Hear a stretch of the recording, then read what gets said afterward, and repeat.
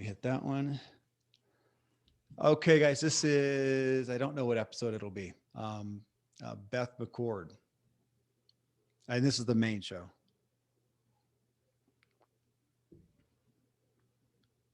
Beth, I've got so many things I want to hit on Enneagram and personality profiles. But as I'm always curious, here you are. You got a huge following on Facebook and on even bigger on Instagram. I saw that is over 100,000 people, and there's so much.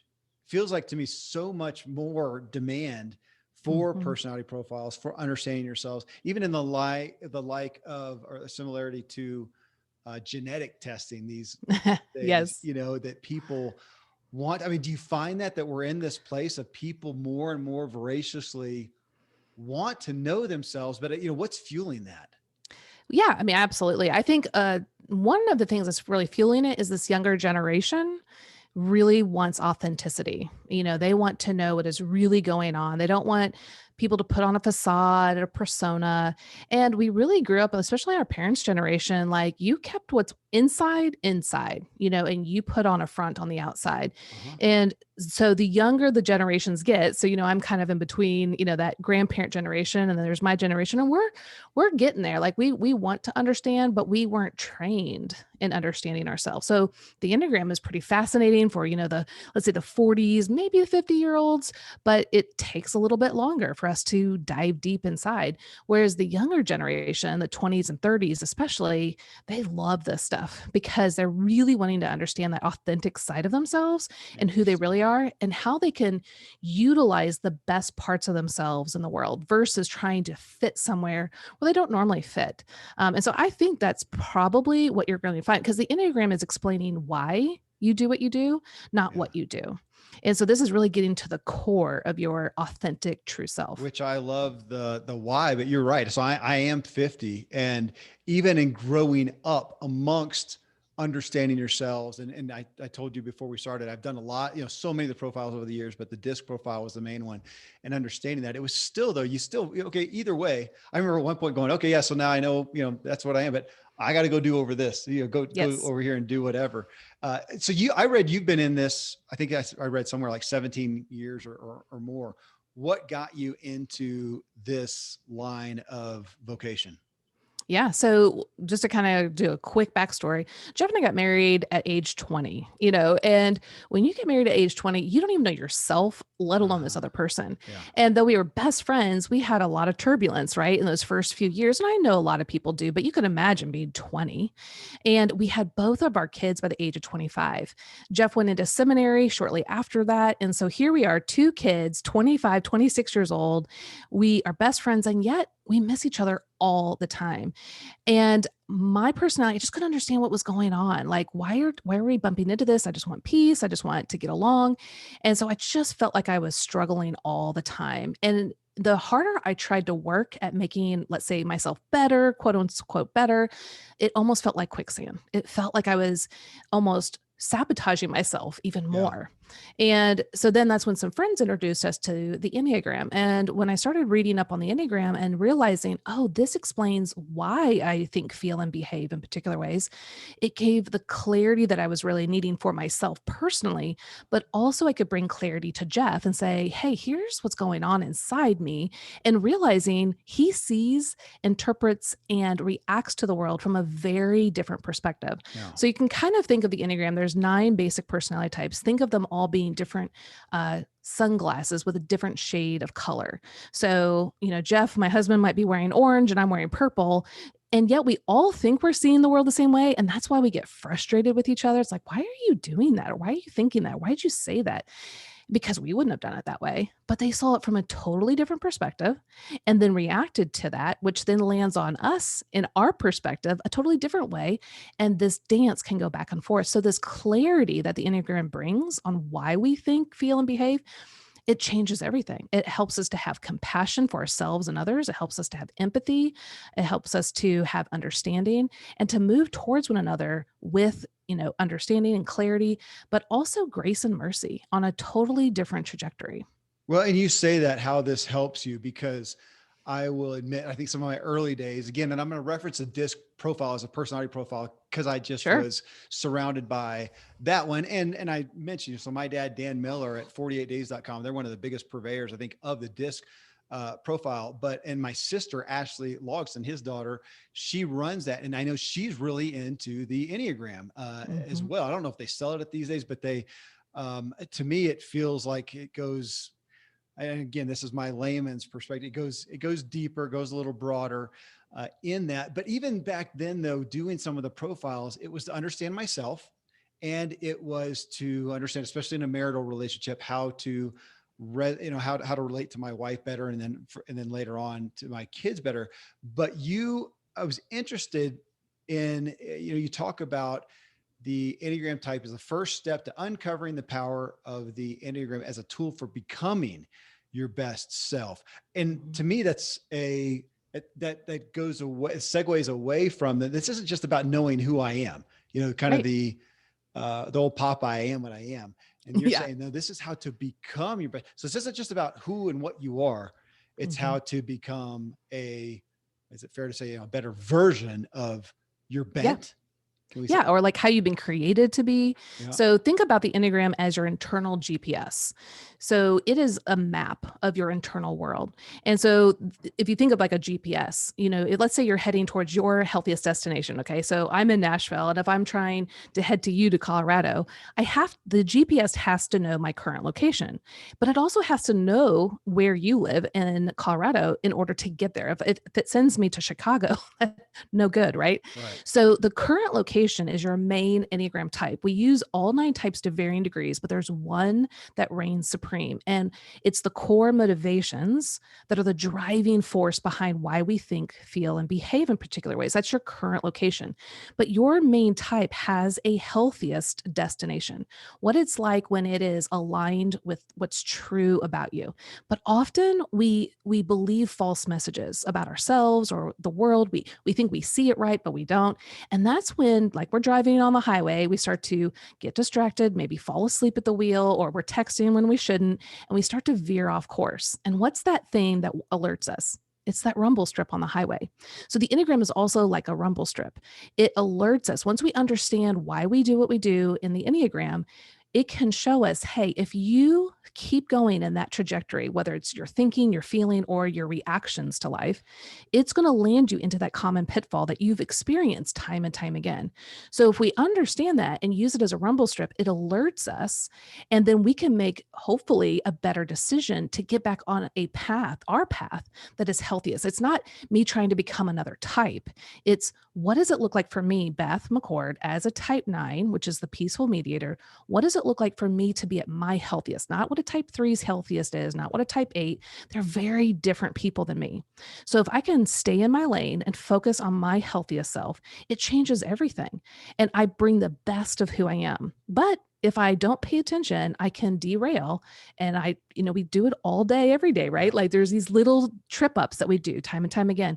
But if we're aware of what those are and alert ourselves, we can then make decisions. But if we don't know what they are, what we find is we just keep falling into those same common pitfalls, and we get upset and we shame ourselves, or we, condemn ourselves, or whatever you want to say. And that really only feeds the problem.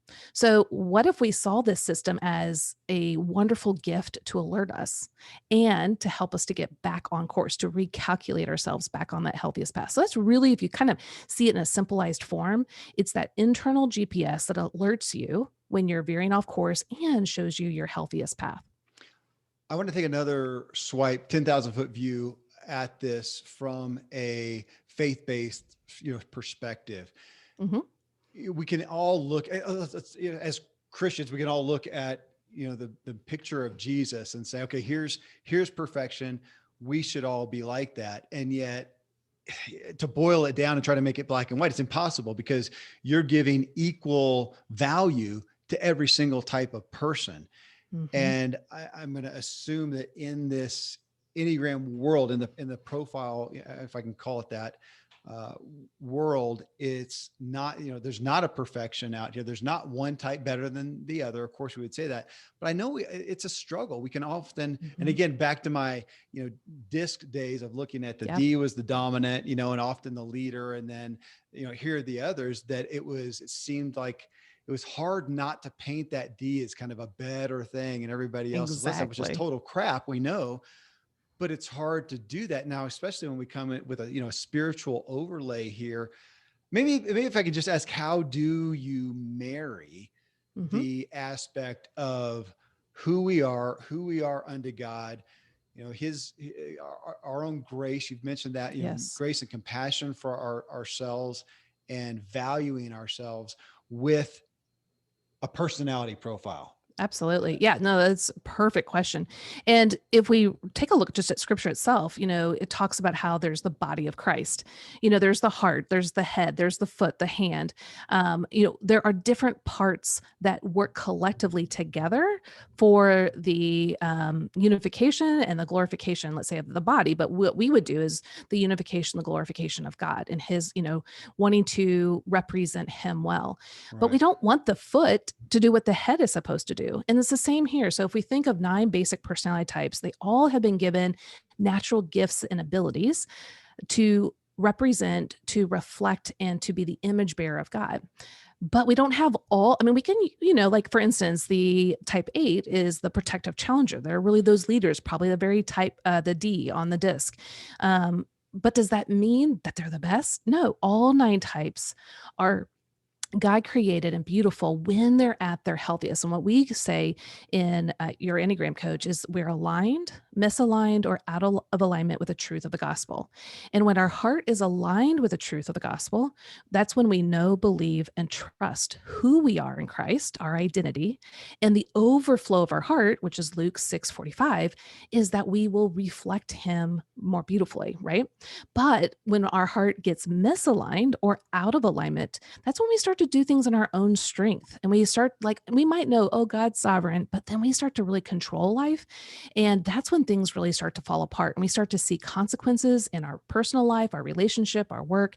So it all comes back to, is your heart aligned with the truth of the gospel? And when it is, you are headed in that healthiest path for your personality type, the way God designed you to be, your bent. When you become misaligned, it's like a sheep that's wandering off, and we'll see those consequences. Now, it's not like some other personality systems, at least how we teach it. It's not, okay, go fix yourself. It Right. really is come, surrender, and depend on the finished work of Christ and what he has applied to your life, which is one, he's forgiven you and he's put on you his full righteousness. When we understand that, it itself brings us back up in alignment with him, and the overflow of our heart will come from there. So that's how we're really trying to focus the Enneagram from a Christian perspective. It's not, Right. oh, go become your best self, and do it yourself. It's not the striving, it's the resting in the finished work of Christ. And that's where it all begins. Okay, and I am admittedly, Beth, and I told you this as a preface. I wanted to hit some high points because I see so much value in this, and yet I also feel like there's a lot of misuse Oh, of absolutely. the personality profiles. So Yes. one, and this is on, gosh, I don't even know how to address this outside of a faith-based, aspect, but I have in recent years gotten frustrated with maybe it's a little bit exacerbated by the younger crowd these days. And there Mhm. is this, they want to be authentic, and this cry of, can I just be me? And the exaggerated aspect of, can you love me just for me? Can I not strive? Can I not have to have a persona? Can I not be all this? Can I just be my authentic self and be loved for who I am? Okay, so I'm going to, again, admittedly, exaggerate the point by, let's Yeah. say it's one of my kids. No Yeah. matter what they do, can I just love them for who they are? Yes, but I might not like you because you're being a jerk and you're not being loving, you're not being caring. And I Yeah. look at that as humanity, and I see people, maybe even more so, amongst this aspiring crowd, that sometimes you get worn out trying to do the right thing, trying to be the Yes. right thing, and trying to perform. And now I'm saying that as somebody who struggles with performing all the time. Yeah. And I have to, step down off that. And it is tiring. And I understand Yes. that. But I also know over here, if you want me just to be the base level of myself, you're not going to like me a whole lot. Mhm. And how do you We find that? reconcile it. Okay, Mhm. go please. Well, yeah. So, what we want to do with the Enneagram, and it's absolutely true that a lot of people misuse the Enneagram, which is very unfortunate. They use it as a party game, or, anyway. So, basically, to boil down to it, we don't want to use it as a sword or a shield. You don't want to use the Enneagram where you're belittling, sarcastic, mean, rude to other people or even to yourself. Like, oh, you're doing that again. You're such a four. Or, oh yeah, that's what a five would do. Or even just being sarcastic and funny. Because here's the thing. The Enneagram is getting to the core of why you do what you do. So it literally is, it's bearing your soul in front of everyone, your core fear, your core desire, your core weakness, and your core longing. It's like taking years of therapy and just putting it out for the world to see. This is very, very vulnerable stuff. And, and so we want to use it very carefully towards others and even towards ourselves. And a lot of people don't even recognize that point because we can be actually almost, the meanest to ourselves. So we have to use it very carefully. But we also don't want to use it as a shield where well, I'm a type 5 and I can't go to cross cultural ministries because I'm not very, too much interaction with people might drain my energy. No, like, we don't want to set up, or I'm a 9, which is me. I procrastinate sometimes. You're just going to have to deal with it. That's just who I am. No, the gospel is about transforming into the likeness of Christ. Now, like we said earlier, well, what does that exactly mean? Well, I truly feel like it's how has God made me? What is my bent? And what is the healthiest, most Christ like representation of a type 9 towards Him? He's not calling me to be some other person. He's calling me to surrender and depend on Him to be the closest version on this side of heaven to Him. And again, it's not about all of this striving and work and legalism. First, it comes through humility, dying to ourselves and allowing Him to work in and through us by our faithful obedience. So there is a sense of obedience and trust and moving towards knowing that He's going to do that work in me. It's not me fixing myself. So we can't use it as a shield. We can't use it as a sword. And if we use it somewhere in the middle, we'll see that what can actually happen is, so for instance, for me as a 9, nines can check out. We can numb out. We can disassociate. So if my husband wants to talk about something important in our relationship, I might want to just kind of numb out or check out or not really engage in that conversation.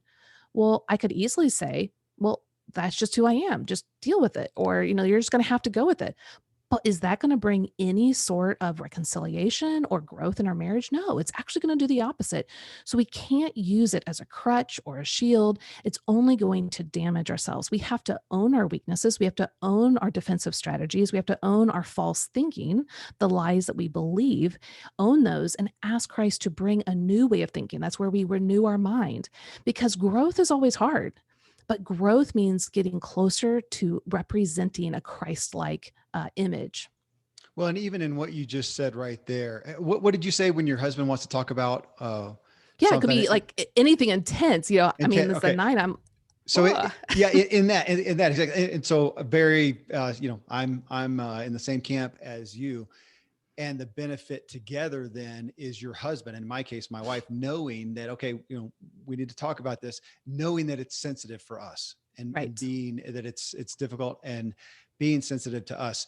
Um, you talked about, we've mentioned it a couple of times here, the word bent, which I think is a very Christianese Yeah, word, train up a it is. child in the way that he is bent. So for whether, regardless of your faith, your nature, if we can say Yeah, that, which brings exactly. up, of course, the big issue of Hmm. nature versus nurture, which I've always grappled with, I should say. And it was a latter part of last year, so not that many episodes ago, that we had, and I mentioned him to you already, Dr. Benjamin Hardy on the show. I'm a fan of his and a friend of his, and he wrote, personality isn't perfect. So I am an advocate, a believer in the value of personality, profiles, the disc profile, the Enneagram, whatever. I also very Hmm. much resonated with his perspective because he's coming from it. I'll go ahead and pick on, James Clear with Atomic Habits, and Charles Hmm. Duhigg with, what is his habit?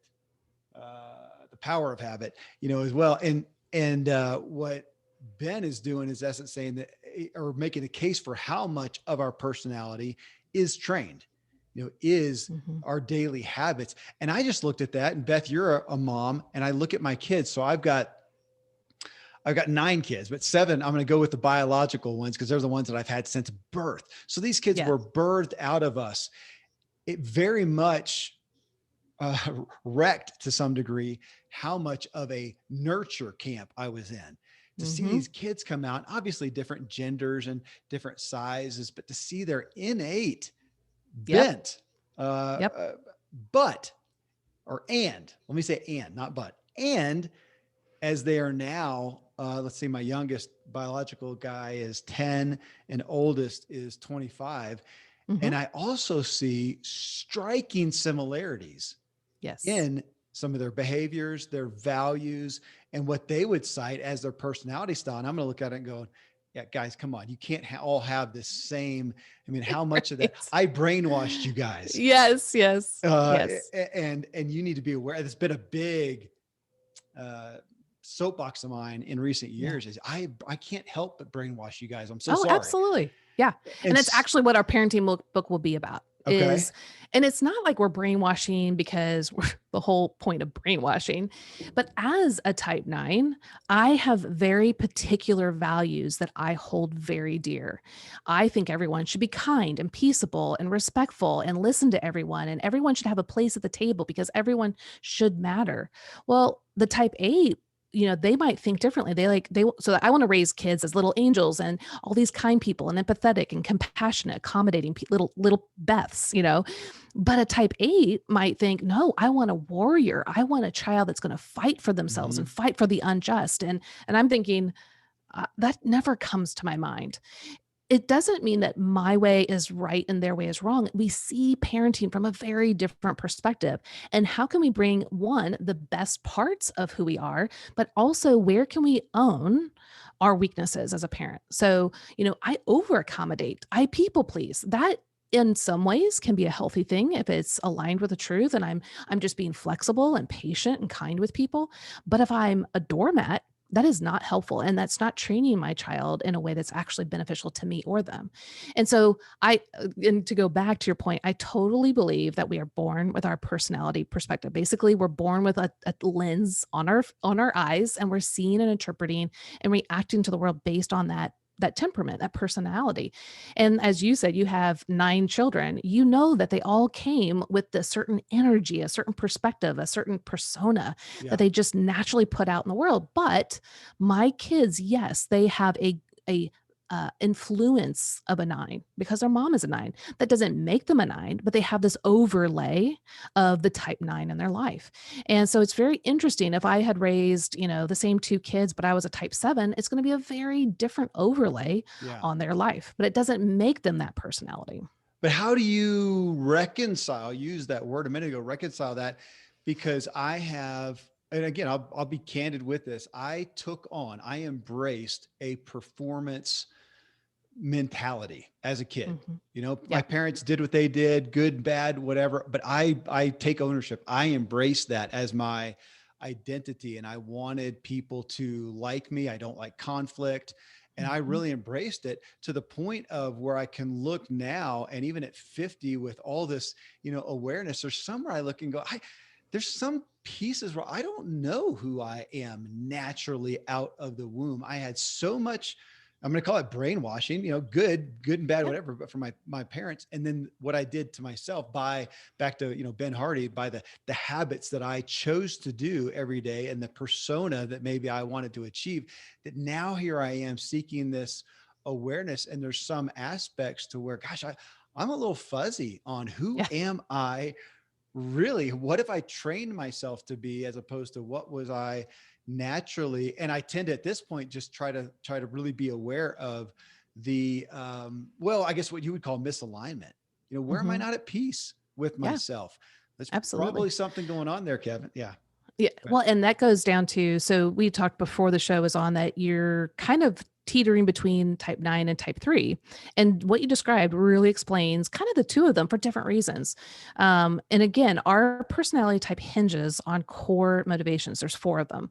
You have a core fear you're trying to run away from and prevent. You have a core desire that if you just get this, life is going to be just perfect. That's what we think.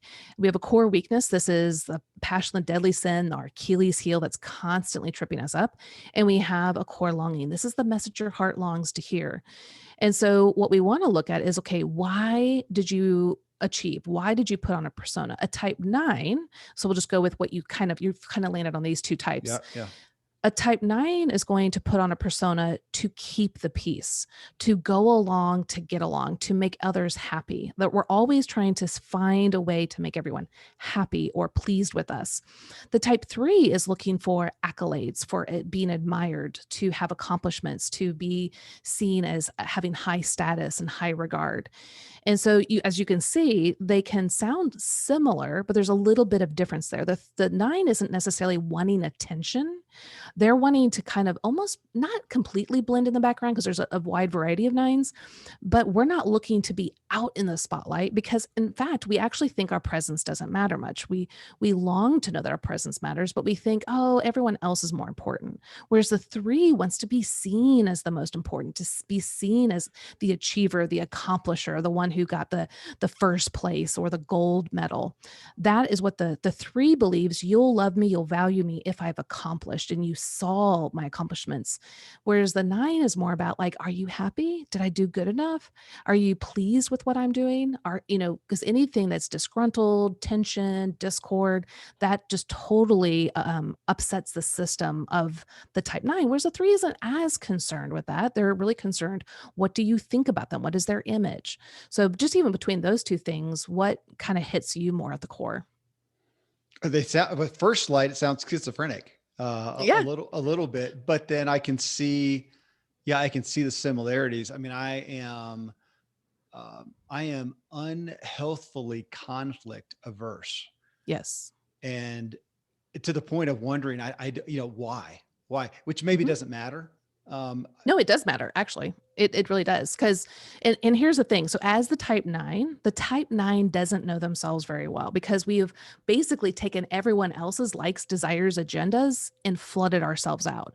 So we're really focusing on what everyone else wants. Now it sounds very 3-ish too, but the 3 knows what they want and they go and they achieve it. So for instance, like, and I think we have mutual friends, Michael Hyatt. Yeah. He is like a perfect quintessential 3. He's amazing. And he knows what he wants and he sets out to get it. The type 9, it takes them a long time to really get through the internal fog to really know what they want. So if you looked at a 9, you said, hey, well, what do you want in the next 5 years? 9's going to have these big eyes and like, I don't know, like, what do you want me to want in the next 5 years? Whereas a 3 will probably already have it all mapped out and there are only going to be options they know that they can succeed at. Whereas the 9 is open to what others are wanting or the agendas that others might pop in. Yeah. And so the 9 is much more of an accommodator because they fear conflict, especially conflict directed at them. Whereas the 3 is it's not that they're looking for conflict, but they'll deal with it as long as they can proceed on the path of achieving what they've set out to achieve. Let me ask this: when you look at, because anybody can go and take the Enneagram and get some awareness on themselves, what generally are there some ingredients that tend to cause more confusion for some than others? Let me ask that. I mean, there's got to be, of course. When you take these, you got to have some people. I remember this again back in the disc days of people taking it, and you think, man, I don't think you took it in the right mindset. Even, I mean, you could thwart Yeah. those things just by the perspective you come to them with. And I got to the point of taking so many different ones that I thought, I know I couldn't hardly answer it Right. You kind of already knew what they were genuinely. asking. And yeah. Yeah. Well, Yeah. with the Enneagram, you're wanting to look at why you've done what you've done or thought or felt majority of your life. especially kind of in your early 20s or mid 20s, when you're just kind of on autopilot, you're just kind of living life, you're reactive. The older we get, hopefully, but not always, we've learned a few lessons and we've really started to grow and transform in life. And that can make it actually a little trickier to find your main type. But it's when we're not at our healthiest that the Enneagram really pops up and shines. It's not because it's trying to focus on the negative, it's focusing on really the transformational process. But the more healthy you are, the more less constraint you are to use your personality's defense mechanisms. And so it's almost a little easier to look at a stage of your life where you're slightly activated or not at your best. But you don't want to look at it when you're really struggling, because when you look at the Enneagram symbol, it's a 9 pointed star. And each point or each personality type is connected to two other personality types. And you can take on some of their attributes when either you're struggling or you're growing. So, for instance, as a type 9, I can actually move to the type 3 when I'm doing well. So the type 9 who's like, I don't know what I want, and I don't really matter, or I don't have very much confidence, all of a sudden I can channel in some of the healthy aspects of the 3 and I can get focused, I can become more driven, I can set goals, and then I can go achieve. So I'm bringing in some of the aspects of the 3, but I'm not a 3. I still have the core motivations of a 9. And that's where it can get a little tricky. And especially if I'm struggling, I'll move to some of the unhealthy aspects of 6, where I get all anxious and worried and testy and thinking of worst case scenarios. And if I'm in a place in life, let's say COVID, things are upside down and I'm more anxious than I've probably ever been, let's say in this season of life. Well, taking the test and only focusing on this year could be tricky. I might Yeah. test out as more of a 6 because of that stressful Right. situation. So you kind of want to take the test and looking at kind of the whole of your life versus just one little snapshot of it. Well, and to that degree, it almost seems relevant to have, well, would it be to have someone else take it for you? I would say it would be great to have some feedback, but the Yeah. Enneagram is all about why you do what you do. And no one else can truly know why you do, but you can ask reflective questions, especially the type 9s. Again, they live with this internal fog. So if you are a 9, it might be like, gosh, I can't see this very well. And so let's say you ask your wife, like, hey, what have you seen in this category? But we can't just take their word, we have to land on ours. But also type 6s. 6s are the ones that will say, well, it depends, because they see both sides to any situation. And so for them, it can be kind of tricky to land on their type for quite a while. When you're looking, I mean, this is your world, Beth. You're seeing, I assume, just like as we all do through our vocational focus, we have this filter that we see everything. When you're in the average social engagement or whatnot, what are some of the telltale signs of someone who would say, man, they are not aware of themselves? What are some top Yes. tier signs? Well, and I think this kind of goes with, across just the board, but anyone that is going to defend themselves, blame shift, put judgment on others. Basically, if you're not willing to own your own stuff, you're not in a healthy space. Now, that doesn't mean you have to own every little, issue that you've ever had in your life, but it's if people are pointing out to you some habits or uh, some attributes of yourself that are causing issue, if you're not able to be there in their presence and to listen and then to take that and grow, I would say you're probably more unaware. Because it doesn't mean that you have to believe what they say and what they said is actually true, but if you're not aware, you can't even bring clarity to the situation. So like my husband and I, if we go back to that example, when he wants to talk about something, he just naturally gets more passionate and intense. And it doesn't mean that we're in conflict. It doesn't mean he's upset with me, but it lands on me. The energy lands on me as disruption, and it's uncomfortable. So we can have that conversation. Instead of me wanting to get up and walk away or not interacting with him, I can say, hey, your passion is starting to affect me and I actually want to shut down, which to him and his personality type, it lands on him as abandonment, which is one of his greatest fears. So if I start to do that and I don't clarify, he's going to feel that I'm abandoning him, which only makes him more big and more passionate. And this cycle just makes it worse. Right. And so by bringing clarity and saying, hey, here's where I'm struggling. So owning my own stuff, I know that we can have a great, passionate conversation and it not be conflict, but it's going to be hard for me. Can we do it in this manner? So I'm owning my stuff and I'm asking for what I need. But then he can also own his stuff. Ah, you're right. I'm getting kind of passionate again. Let me kind of dial this back just a little bit. And so we try to meet somewhere in the middle. So again, if you're not willing to own your own stuff and know that there's a safe place for you to, especially as a Christian, that we are forgiven and we are free in Christ, then we don't really understand how this all operates and works. So the more you can rest in the finished work of Christ, the more you can actually move in a healthy direction because you can own your own stuff. You can ask for forgiveness. You can bring clarity to the situation and then again, recalculate into a more healthy direction. Some of that you just walked through there, for some people has got to open up some areas and levels of brokenness Mhm. that's going to need more. I Yes. imagine that's part of your business there. And as you go out and deliver this to people, that some of them find, man, I've got some things that are coming up here that need some deeper work. Oh, absolutely. Actually, Jeff and I, we go to our counselor for 2 hours every Monday, the two, either both of us together or separate. And it's not because we're always in this crisis. We just know that having a business and being married, there's going to be things that come up, or there's things that we haven't worked on in the past that we need to recognize.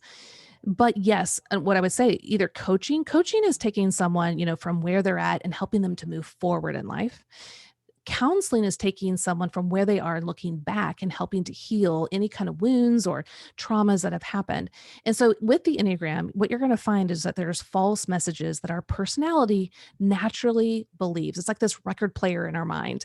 And either someone has told us these things directly, or we've interpreted their interactions with us as a young kid in this manner. So for instance, when I was a little girl, I was like 5 years old, and I was wanting to sell little trinkets that my dad was a doctor, and he got these drug rep little things. And I went door to door to my neighbors selling them for 5 cents. To me, I thought, I'm being an entrepreneur. This is awesome. Like everyone should be proud of me. And I got like 2 sales. And then my mom saw and called me back in. And for her personality, that was like she felt great shame that I'm going door to door selling these little things. But had she been another personality type, she might have been like, hey, go you, entrepreneur, little girl. But how it landed on my heart as a type 9, the one of the core messages, the wounding messages is don't assert yourself. Now my mom was not trying to say that, but as a 9, that is just a core lie that operates in us. And so I can point back to certain things like, oh yeah, that's what that message felt like. Oh, I better never do that again. I upset my mom, or she felt great shame, but that's not what she was trying to do. But that's the message that I heard. And so I need to go and work that out with someone who is well trained, and I can verbalize to them, hey, as a type 9, here are some of the things that I know I naturally struggle with. Yeah. Can you help me get to a healthier place? But then I can use coaches who are like, yeah, let's take you from where you are and move you forward. So they're two different camps that you can use really well. So that question that I ask of where do you see the telltale signs of somebody who doesn't, let's flip that then and Yeah. say, what are the telltale signs that you see as somebody who is functioning well in Yes. this awareness? Yeah. So, and actually, just to kind of piggyback, or just go a little bit further back, there's a lot of materials out there that will show you exactly, there's books out there that will show you exactly what that type is like when they're at their healthiest. And there's like 9 different levels, and it shows you all the way down to their most unhealthy level. So basically, you're getting into personality disorders and things like that. And so, again, you can take that same resource and go the opposite direction and see, okay, where am I on this spectrum? And again, to be able to own where you're at. And it's hard because we want to naturally, our flesh wants to heap on shame and self condemnation. But again, as a believer, I can go, okay, these aren't great, but I know that I am free in Christ. everything that I need, he has accomplished. So now what do I do? Okay, I'm struggling at, let's say, this kind of level. I can see some of these not so great attributes. And then I can start praying for those healthier attributes because I'm seeing them. So, for instance, a nine, one of the healthiest attributes is have an indomitable spirit. I mean, when I first read that, I was like, there's no way on this planet I could ever experience that. But it's taken me years and just praying through that and letting the Holy Spirit use that in my life. Well, now I own a thriving business and we get pushback, and it hurts like the dickens when we get pushback on certain things. But I have to learn how to have that indomitable spirit to rely on him, to keep walking the path that he has called me in. And so again, it's not, oh, look at Beth, she's doing it. It's I'm relying on the Holy Spirit to keep me moving, to keep me growing, to keep me transforming. And so there are a lot of resources out there that will show you, again, where you're at your healthiest and all the way to unhealthy, that big spectrum, so that you can kind of be aware. It's kind of like taking your temperature, like, where am I? How am I doing? And we want to always use this to point us back to Christ, not to bring shame. Okay, so on that aspect of shame, in looking through, I think of some of the Facebook or Instagram postings, you had a bunch of stuff recently about owning your weakness. Mhm. And it seemed to come from more of a having grace for yourself perspective. But with any of these, yeah, you're looking at the strengths and the weaknesses. And Mhm. again, even looking at the personality styles, I know that someone close to me took and taken the Enneagram, initially was disappointed in some of the Mm. results, from Oh, that. absolutely. Okay. If So, if you are not disappointed or sad or shame or want to crawl under a blanket when you find your type, you probably didn't find your type, because oh, the Enneagram is a non-judgmental friend and it is clearly showing you your highs and your lows. But what do we do as humans? We naturally hone in onto those weak spots, yeah. the things that aren't so great in us. We just hone in, and all of a sudden we think the Enneagram is all about, our weaknesses or how terrible we are. Well, no, it's just that you naturally focus in on that. Um, but that's where grace, that's where understanding the scriptures, understanding what Christ came and what he is doing in and through us, where he's taking us, is so important. So I think what you're referring to, as I was interviewed for an article, and I really was just talking about, as a leader of a business and having 20 some employees or contractors underneath me, I'm a type nine, the conflict avoider. Now I have a Yeah. strong eight wing in my life, but most people would say, if you were just to look at all the personalities and say which would be a great leader, most people are not going to point to the nine. But what I want to challenge people on is like, no, I am actually a great leader because I let all my team to excel at what they're great at. I let them have a voice at the table appropriately, but I also know where I'm weak. I know that sometimes when conflict comes up, I just want to quit whatever that is. And I need my team to step in the gap. I need my team to encourage me or to show me another way to do it. And so, what I need to do is not to say, oh, if I'm a nine, I have to be the best leader and do it all. No. How has God gifted me as a type nine to be a great leader, but also where am I weak? And that is just honesty. That's authenticity. It's vulnerability. It's a lot of what Brene Brown says. If I can be vulnerable with my team and say, hey, Susie, she's my COO, you are type eight, you're my champion, you're my protector, you're my leader. I want you to reflect back to me in a nice way, because nines are very sensitive. Reflect back to me in a nice way when you see that I want to pull back, or I want to disengage, or I want to like quit something, and reflect back to me and ask me and draw me back out and to encourage me. That's what a nine needs. That's not what she needs as a type eight. She needs something completely different. But so we can train our team, we can train our staff, we can train our family how best to encourage us, to love us, so that we continue on that best path. We're not alone in this process. Let me ask this too. You said the word authenticity again. That keeps coming up.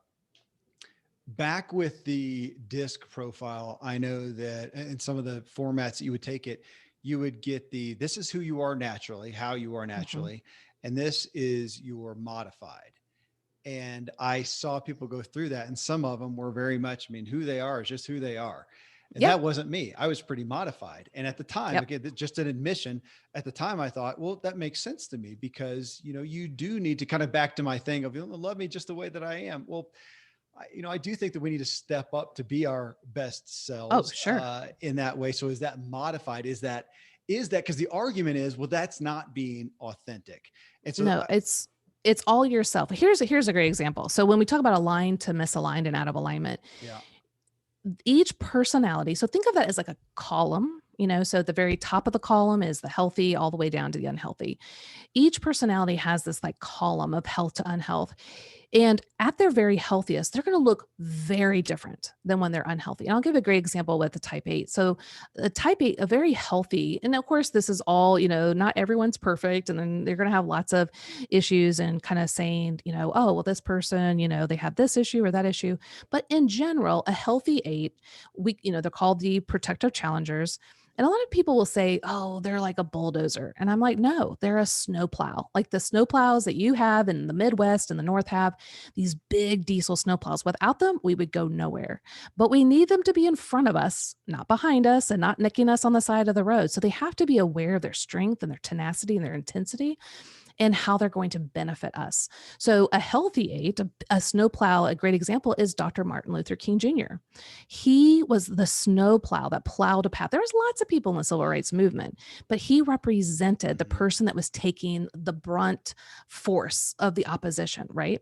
Now, that here you have that example of a more healthy 8, all the way down to someone like Stalin, who would be an unhealthy 8. Very, very different looking people because of their health, their levels of health. Okay. And so that's where it can be like, so for me, when I'm fully engaged in life, I can write books and I can produce stuff and I'm out there and I'm actually doing an engaging life and bringing blessings to people by voicing and asserting myself. A type 9 that's not is going to be more catatonic, basically. They're just going to be numbed out, checked out, and just a doormat.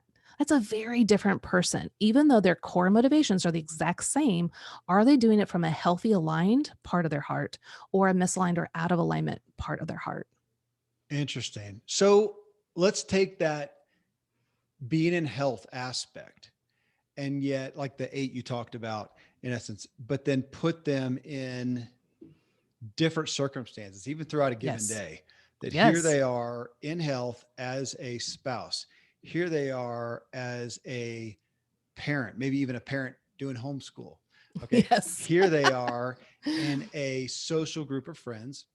Here they are at church, and here they are in the workplace. Yes. Is there room to healthfully still modify in Yes. each? Or okay, tell us about it. Yeah, and that's what's so great is that, and we show up differently in different areas. But again, if you go back to the core motivations, you'll see that at the core, the the type is the same. But when you are, let's say, as I'm trying to think of another personality type. So as a type 6, like my husband. So as a type 6, the loyal guardian, when he is at home, he is very loyal and dutiful, but he might have parts of him where he goes out and plays with his friends where he can be a lot more playful and um sarcastic. So we do take on different aspects, and that goes to the structure of the Enneagram, and that would take us literally all day to go through. But basically, when you look at the Enneagram symbol, like I said, it's a 9-pointed star, basically. And each of the lines, again, represent you moving in different directions, taking on aspects of different types. And then you have also the numbers next to you. And those types are called your rings, and you take on their flavors and aspects. So, like you were saying, a 9, and your kids think maybe an 8 wing. So, you might take on more of the flavor of some 8, but you're still a 9. It doesn't mean you're going to be an 8, you're going to go plow people over. But as a 9, with a little bit of an 8 wing, you might have a little bit more gusto than a 9 that doesn't. And so, depending on the situation we're in, will really determine on how we're doing. That's why the Enneagram is so great because it shows the fluidity of us humans. We're not just, the exact same at home and the exact same, because let's say some people struggle at work and they might become less healthy because they're under a lot of pressure, but then they go home and their family reveres them and they have the greatest time. Maybe their best comes out or vice versa. But what's going to happen, this is why it's so great to have the Enneagram, is it's going to map out for you what's going on. And so by understanding, oh, like I said earlier, for me as a 9, oh, I'm under stress. I'm taking on some of those anxious, worst case scenario thought processes as a 6.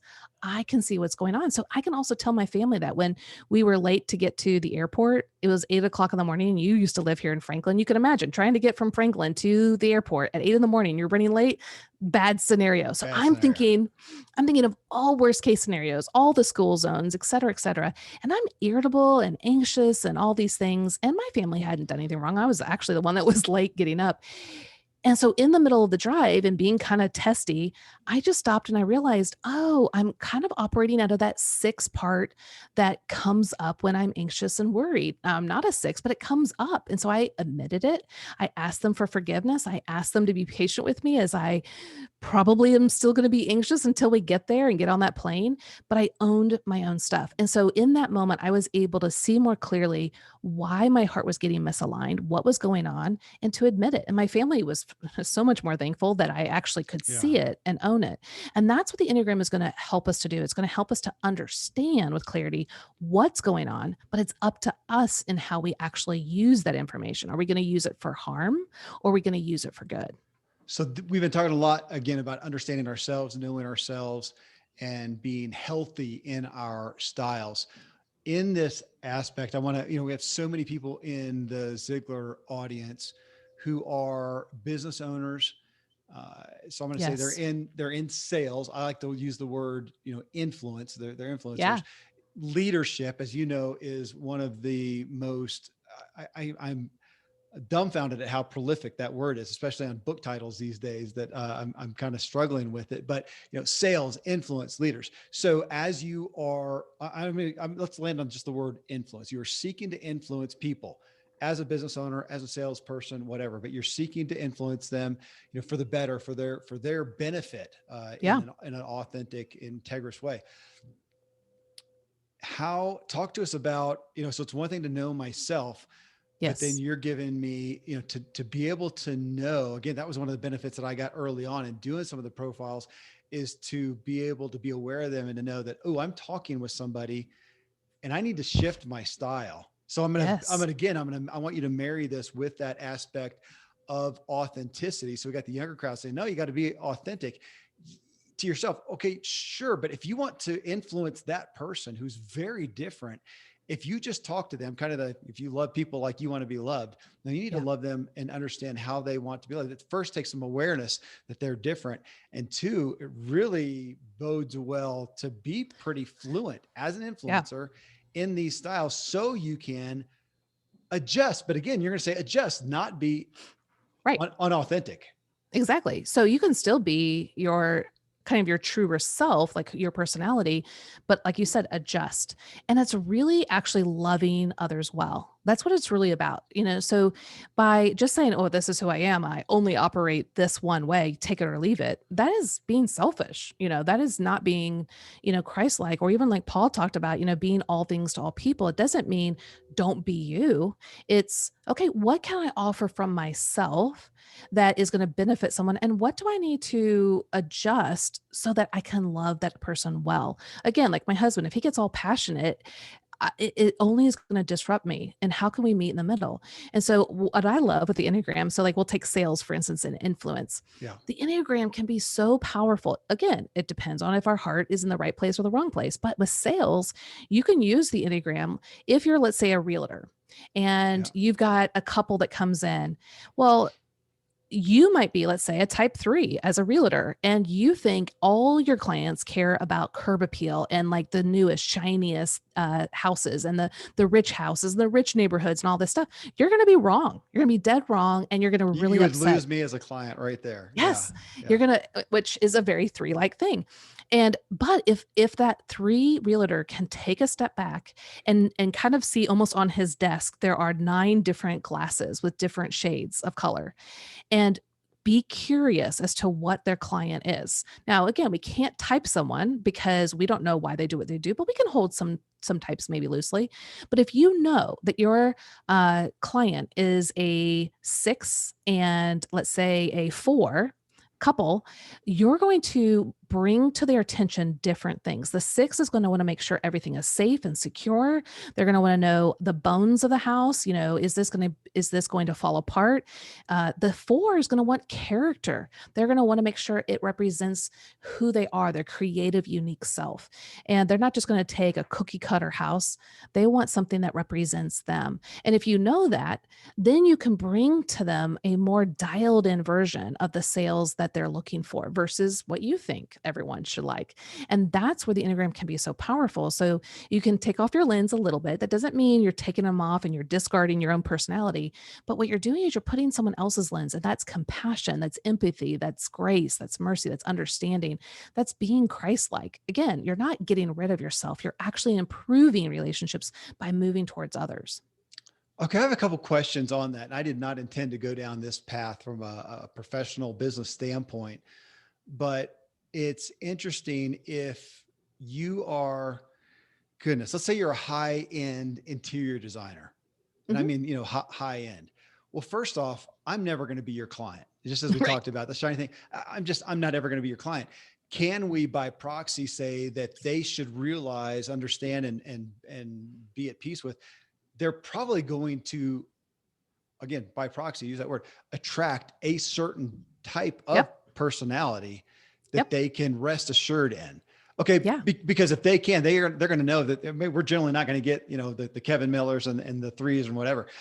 So we can cater to and be solid here. However, you just mentioned a realtor.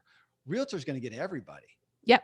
Yeah. And that's why, so there's going to be some, it's always a bell shaped curve, right? So that high end designer, people like me who are nines, and I actually, what you were saying is very more nine-ish. Like, I don't want the high end. High end is 3, is image, it's Okay. prestige.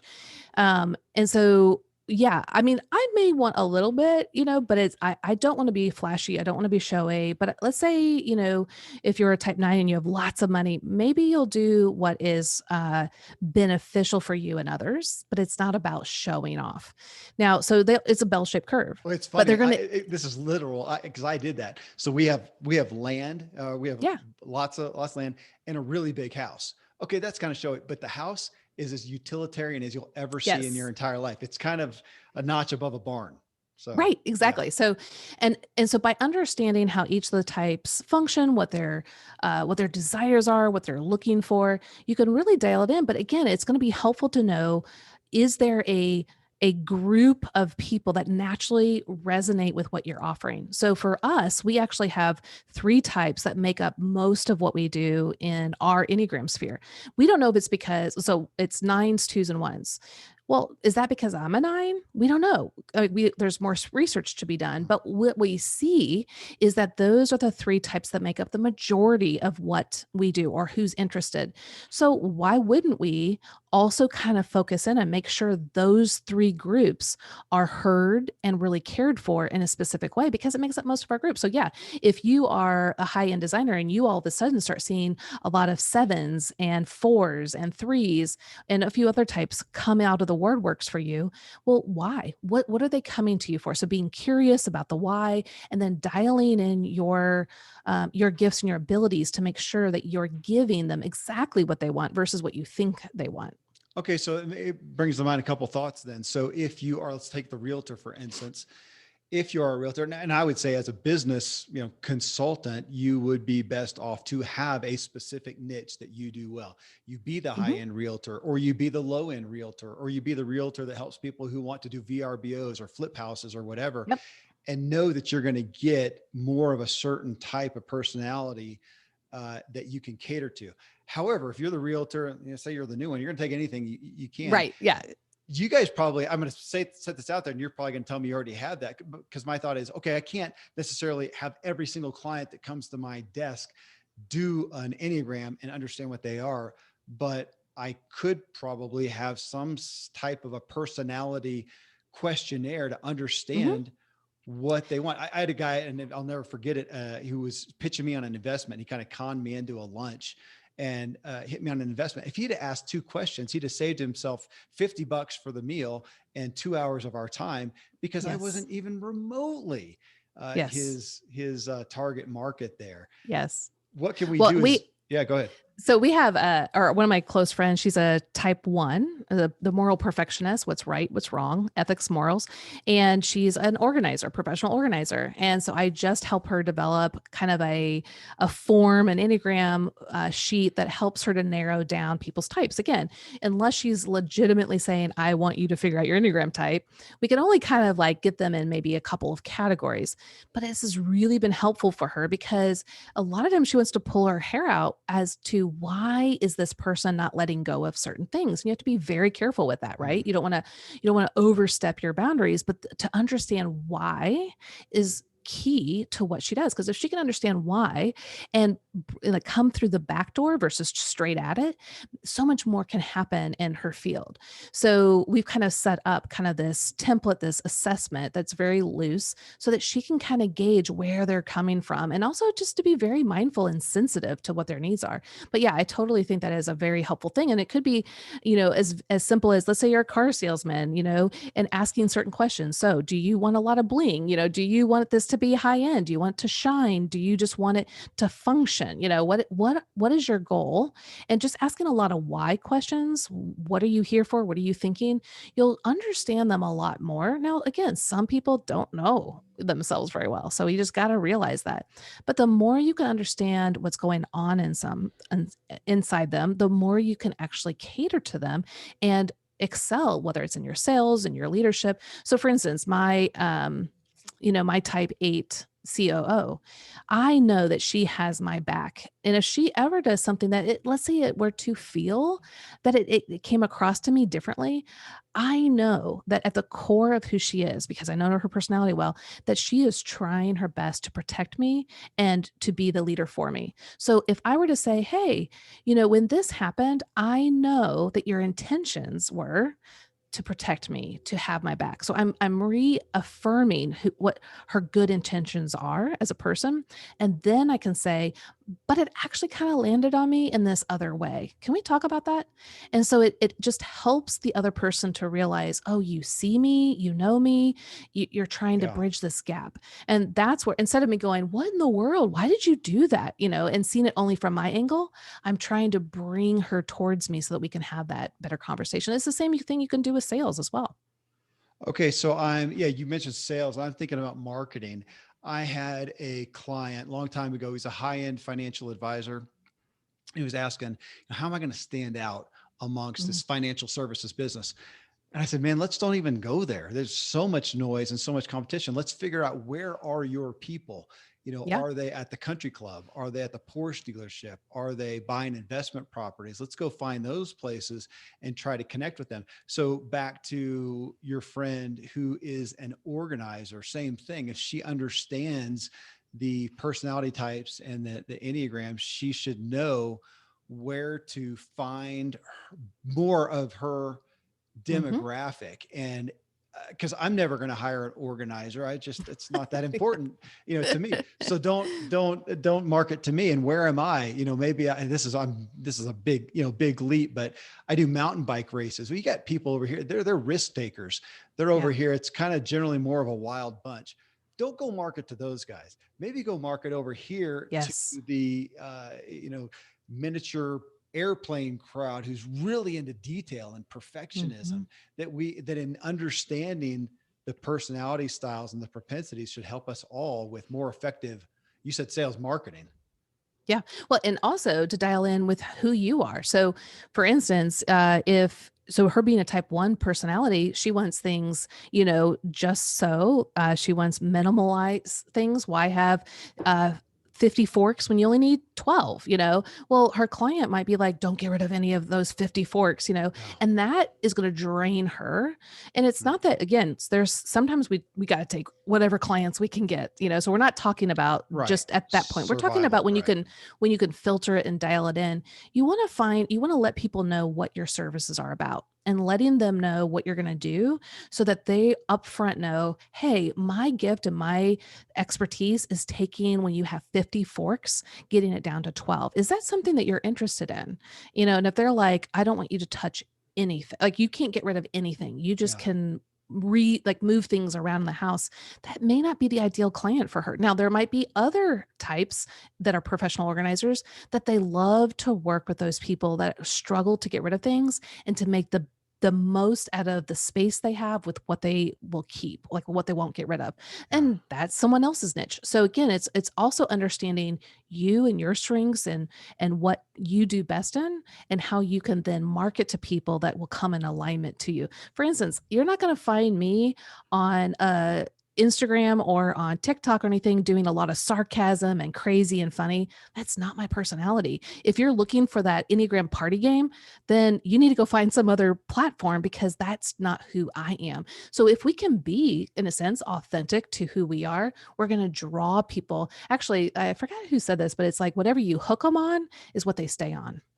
Hmm. And so if you hook them on something that's not true of you or that's something that's false, then you're just going to keep them, you're going to have to keep them on that same hook that it's not you and you're going to get drained. So try to dial in towards your people, who you are, and then market to the people that you feel will bring out the best of what you have to offer. That is great. I'm so glad we came to the business. Again, I didn't Mm. perceive coming there, but so beneficial. Well, Beth, that's why we had you on the show. You bring such good light to, and I think peace in looking at this, because yeah, I think people Mm. have used it wrong sometimes, or not gotten the benefit out of this. Yeah. And I know that's what you guys provide at your Enneagram coach. So I'll be eager to send people that way. And thank you for taking the time and just giving us insight. And as always, I feel like I'm the greatest beneficiary and student of the show here. So thank you. Eager to talk more about it. Yeah. Thanks, Kevin. It was so great to be here.